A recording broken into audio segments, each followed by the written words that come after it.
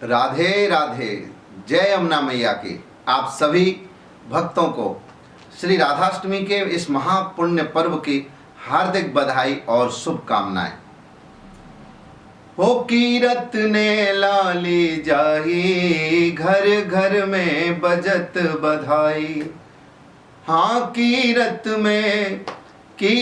ने लाली जाई, घर घर में बजत बधाई। तो राधाष्टमी के इस पावन पर्व की मैं आचार्य रसराज मृदुल आप सबको बहुत बहुत सारी बधाई देता हूँ, शुभकामनाएं देता हूँ। बहुत सारे भक्तों का ये प्रश्न है और बहुत सारे लोग पूछ रहे हैं, जानना चाहते हैं कि राधाष्टमी का व्रत हम अगर करना चाहें तो कैसे करें, उस दिन कैसे पूजा करें, क्या भोग लगाएं, किस प्रकार से हम किशोरी जी को प्रसन्न कर सकते हैं। तो मैं बहुत जल्दी मैं आपको ये सब चीज़ें बता रहा हूँ। आप बहुत ध्यान से और धैर्य पूर्वक इस पूरी वीडियो को देखना। तो राधाष्टमी का जो पावन पर्व है, ये आप जानते हैं कि ये हम सभी प्रभु भक्तों के लिए, किशोरी जी के प्यारे भक्तों के लिए, सनातन धर्म प्रेमियों के लिए बड़ा ही महत्वपूर्ण व्रत है। क्योंकि किशोरी जी साक्षात करुणा और प्रेम की प्रतिमूर्ति हैं और साक्षात भगवान प्रभु श्री कृष्ण और राधा किशोरी जी का दोनों का एक ही स्वरूप माना जाता है। राधा कृष्ण दो एक हैं, एक प्राण दो देह।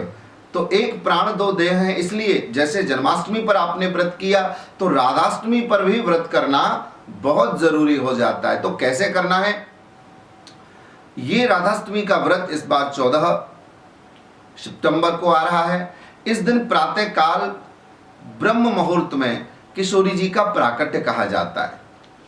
किशोरी जी ब्रह्म मुहूर्त में आती हैं, इसलिए भक्तों को उस रात्रि में, रात्रि के पश्चात में, रात्रि जब अर्धरात्रि हो जाती है उसके पश्चात में ये व्रत प्रारंभ हो जाता है।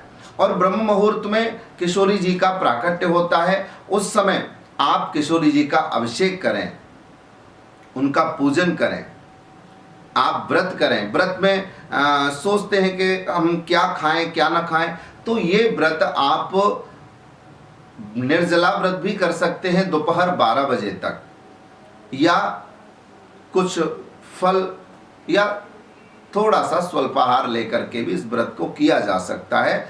आपके शारीरिक क्षमता के अनुसार आप इस व्रत को कर सकते हैं। सिर्फ अन्न नहीं खाना है और जितना हो सके सात्विक वृत्ति का हमें पालन करना है। तो कैसे हमें इस व्रत की विधि कैसे करनी है? तो आप सबसे पहले मन ही मन किशोरी जी के चरणों का ध्यान करके मंदिर में जाकर के इसका मन में सत संकल्प लें कि हम किशोरी जी ये व्रत कर रहे हैं, आप हमें, हमारे ऊपर करुणा करिएगा, हमारे परिवार के ऊपर दया करिएगा। जो भी आपकी इच्छाएं, उन इच्छाओं को भी आप किशोरी जी के चरणों में रख सकते हैं। फिर शरीर की क्षमता के अनुसार इसका बिना अन्न खाए, निर्जला या थोड़ा सा स्वल्पाहार लेकर के भी आप दोपहर 12 बजे तक इसका व्रत करें। दोपहर को राजभोग लगेगा। प्रातः काल 4 बजे के समय किशोरी जी प्रकट होती हैं।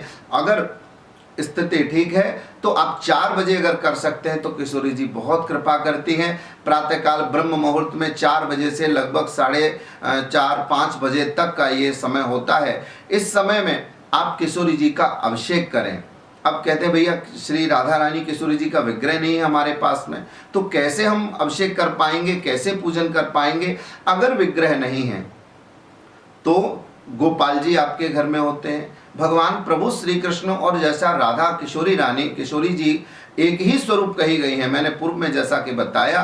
तो प्रभु का भी अगर आप अभिषेक करते हैं किशोरी जी जैसा भाव रख करके कि ये साक्षात किशोरी जी भी हैं, तो निश्चित ही श्री किशोरी जी हमारे उस अभिषेक को स्वीकार कर लेती हैं और हमें आशीर्वाद प्रदान करती हैं। तो आपको अभिषेक करना है। अगर लड्डू गोपाल जी की भी मूर्ति नहीं है तो कोई तस्वीर आप ले सकते हैं, उसी पर पुष्प, धूप, दीप, नैवेद्य आदि अर्पण करके, भोग लगा करके और किशोरी जी का पूजन कर सकते हैं। अभिषेक पंचामृत से करें और पंचामृत उपलब्ध ना हो तो तीर्थ जल से, गंगा जल से या शुद्ध पवित्र जल से भी अभिषेक कर सकते हैं। किशोरी जी को, गोपाल जी को नवीन वस्त्र हो सके तो धारण कराएं। स्वयं भी स्वच्छ पवित्र वस्त्रों को धारण करके पूजा करें और हो सके तो पैंट न पहन करके धोती या अचला लुंगी लगा करके शुद्ध सात्विक वृत्ति से ये पूजन करें। अब अभिषेक करने के पश्चात में धूप दीप गंध नैवेद्य अक्षत पुष्प भगवान को अर्पण करके आप उनका भोग लगाएं।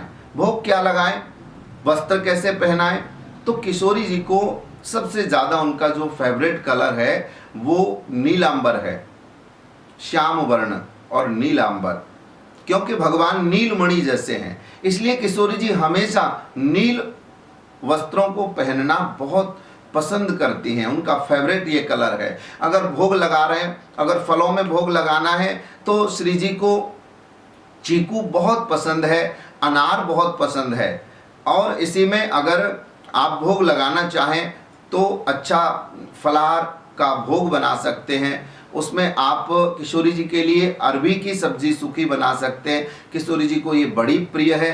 तो इस प्रकार से आप भोग लगाएं, साथ ही पूजन करें, अर्चना करें, आरती करें और बैठ करके किशोरी जी की बधाई गायन करें, भजन गाएं, जो आपसे आता है, जो आता है। नहीं आता है तो आप युगल मंत्र का पाठ कर सकते हैं, कीर्तन कर सकते हैं। नहीं तो किशोरी जी के प्रति जो भी आपके हृदय में भाव आए वो आप जरूर इसे कहिएगा, गाइएगा और सबको बधाई दीजिएगा।